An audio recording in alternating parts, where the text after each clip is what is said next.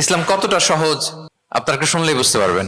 এক সাহাবী আল্লাহ রাসূল সাল্লাল্লাহু আলাইহি ওয়া আলিহি ওয়াসাল্লামের কাছে এসে তিনি বললেন, ইয়া রাসূলুল্লাহ হালাকতু ইয়া রাসূলুল্লাহ, হে রাসূল আমি তো শেষ।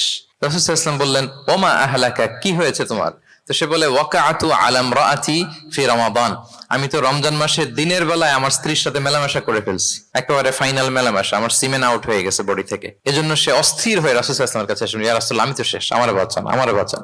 আমি আপনাদেরকে বোঝাচ্ছি হচ্ছে ফ্লেক্সিবিলিটি, ইসলাম যে কতটা ফ্লেক্সিবল এটা আগে মাথায় রাখেন, যে what is the essence of flexibility in ইসলাম।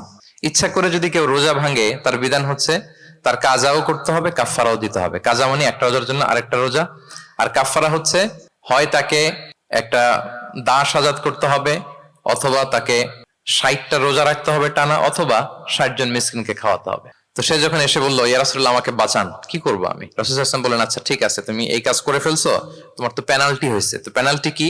তো বলে যে, রাসূল সাল্লাল্লাহু আলাইহি ওয়াসাল্লাম বললেন যে তুমি একটা দাস আজাদ করে দাও। বলে, ইয়া রাসূলুল্লাহ এই সক্ষমতা আমার নাই, আমি দাস আজাদ করবো কোত্থেকে? আচ্ছা এটা পারবা না, তো তাহলে টানা 60টা রোজা রাখো কাফফারা হিসেবে, টানা 60 দিন রোজা রাখতে হবে, রমজান চলে যাওয়ার পরে 60 দিন রোজা, এটা রাখো। বলে, ইয়া রাসূলুল্লাহ এটাও পারবো না আমি।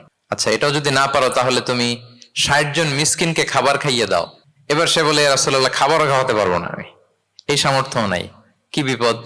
দাস আজাদ এটাও পারবা না, টানা 60টা রোজা এটাও পারবা না, 60 জন মিসকিনকে খাবার দিবা তাও পারবা না। তো কি আর করা, বসো এক পাশে বসো। বসে আছেন, উনি অন্যান্য কাজ সারতেছেন।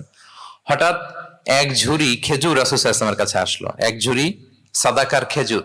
আসার পর রাসূল সাল্লাল্লাহু আলাইহি ওয়াসাল্লাম বললেন, ওই লোকটা কই যে এই কাজ করে ফেলছে? তাকে নিয়ে আসা হলো।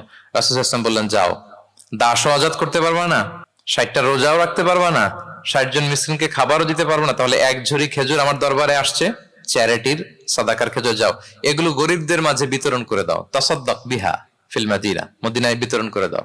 এবার সে বলে, আলা আফকারা মিন্না ইয়া রাসূলুল্লাহ, ইয়া রাসূলুল্লাহ আমার চেয়ে গরিব কাউকে দিতে হবে? রাসূল সাল্লাল্লাহু আলাইহি ওয়াসাল্লাম বললেন, হ্যাঁ গরিব কাউকে দিবা। বলতেছে, এই পুরো মদিনাতে আমার চেয়ে গরিব আর কেউ নাই। কি বিপদ! তোমার চেয়ে গরিব আর কেউ নাই? বলতেছে, আমি সবচাইতে মদিনায় গরিব। বলতেছে, তাহলে কি আর করবো, নিয়ে যাও বাসায়, তুমি আর তোমার ফ্যামিলির সবাই মিলে এটা খাও। চিন্তা করেন, আসছিল পেনাল্টি দিতে, নিয়ে গেল এক ঝুড়ি, কথা বোঝা নাই, নিয়ে গেল এক ঝুড়ি খেজুর।